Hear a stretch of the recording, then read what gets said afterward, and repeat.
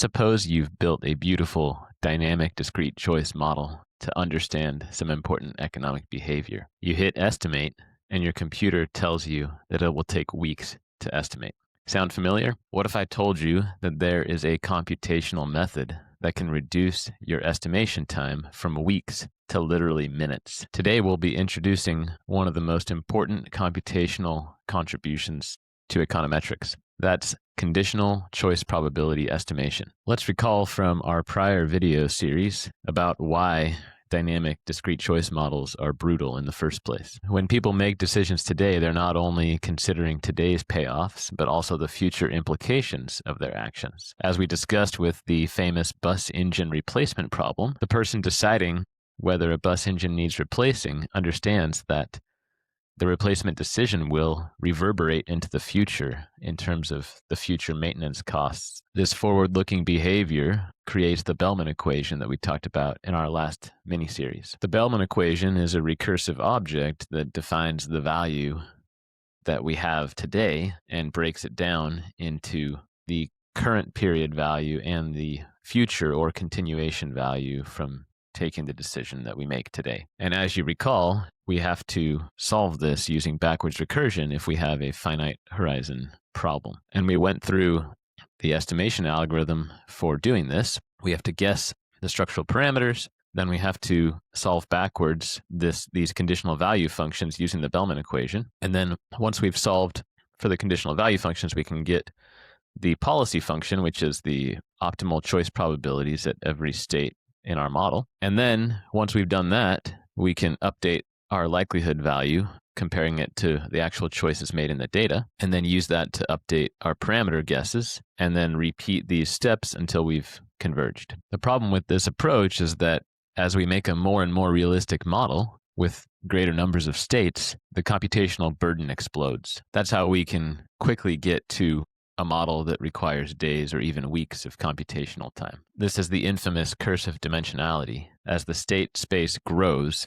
the computational burden of the model grows exponentially. Now enter Joe Hotz and Bob Miller in 1993. They proposed a shortcut to get around this curse of dimensionality in estimation. Instead of repeatedly solving the dynamic programming problem for every possible guess of the parameters, they instead showed that you can estimate conditional choice probabilities from the data and then invert those probabilities to greatly simplify the estimation problem. Here's how it works. In the traditional approach, we cycle through these steps of guessing the parameters, solving the model, obtaining the policy functions, and using those to update the likelihood to inform our next guess at the parameters. With the CCP approach, we get our data and we look at how likely certain choices were at different points in the state space. We use that estimate of the probabilities, the choice probabilities at certain states or conditional on certain states. And then we can use a greatly simplified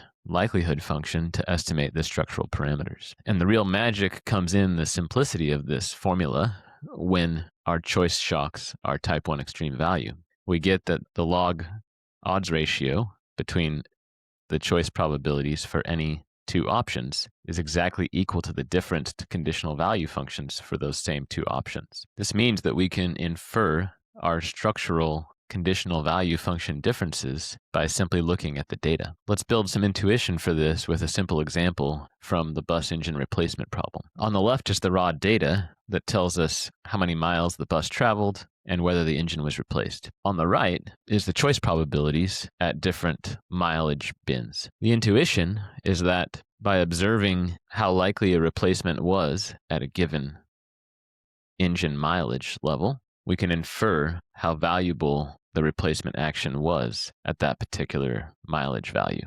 Intuitively, if we don't see a lot of engines being replaced in the early stages of an engine's life, that must mean that it's not very valuable to replace the engine at that point. As of right now, there's no structural assumptions needed to use this approach. But we do know that we do need structural assumptions, and so those will come in a different form, and we'll get into that in later videos in this series. We can use a similar approach to derive that first log odds ratio equation that I showed you to equivalently show that The ex-ante value function can be expressed as any choice's conditional value function minus the log of the probability of making that choice, plus Euler's constant. This is a profound insight that greatly simplifies the computation of our model because we don't need to solve for this capital V value function. However, there is a drawback to this expression, and it's that we still have a lowercase v, or a conditional value function,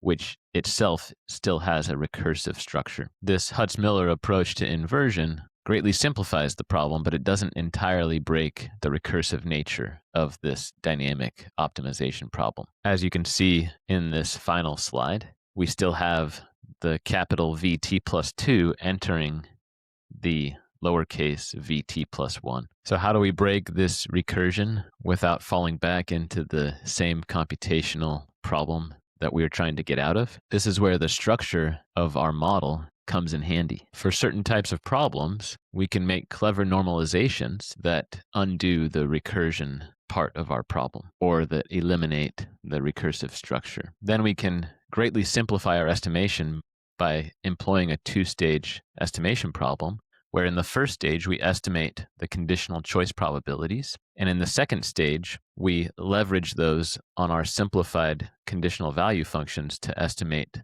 our structural parameters using maximum likelihood. And the computational savings can be quite dramatic. Models that took days or even weeks to estimate can now be done in minutes or hours. And importantly, models that previously were infeasible to estimate are now within the realm of feasibility. And because of this discovery by Hotz and Miller, this CCP method has greatly revolutionized estimation of dynamic discrete choice models. This has mostly happened in the field of industrial organization, but any other field that has structural models and dynamic discrete choice models in particular has benefited from these discoveries. However, there's still some important limitations that we need to keep in mind, which we'll dive into deeper in the further videos of this series. First, we have to do some clever normalizing to get rid of the recursion in our problem. And second is that we can't use these conditional choice probabilities for counterfactual